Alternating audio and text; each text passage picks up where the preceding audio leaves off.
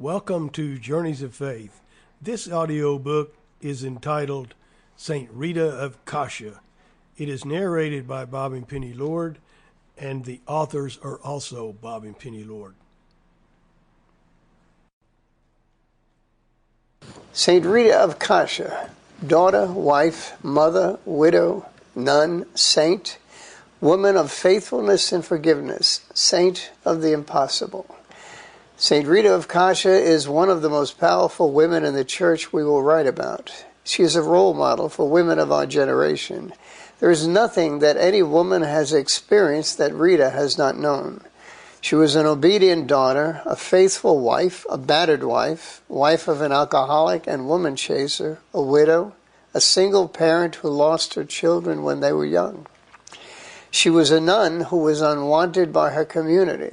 She was given the gift of the Stigmata, a thorn in her head. Her body is incorrupt and never having decomposed after 600 years. She is considered the saint of the impossible. We never knew very much about Saint Rita, but as we discovered one by one the multitude of saints in Italy, her name kept coming up over and over again. Every time we went to Assisi, land of St. Francis, which was at least once or twice a year, we always felt drawn to the village of Saint Rita, Cascia. Although it was only 40 miles away, it was all mountain road.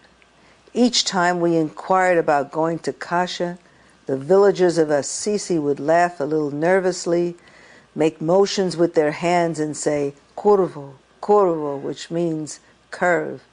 That was enough to make us stay that day in Assisi and leave Cascia for another time.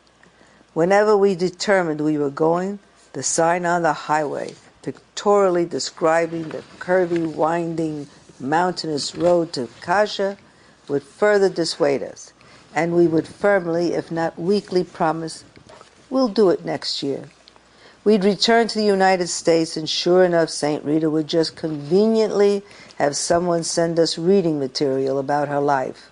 Or else, someone would speak of this saint of the impossible who lived over 600 years ago.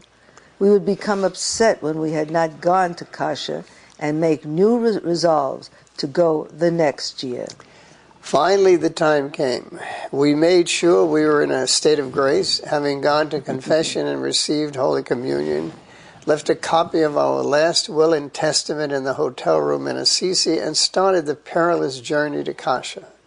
However, all the good Lord wanted was... Sample complete.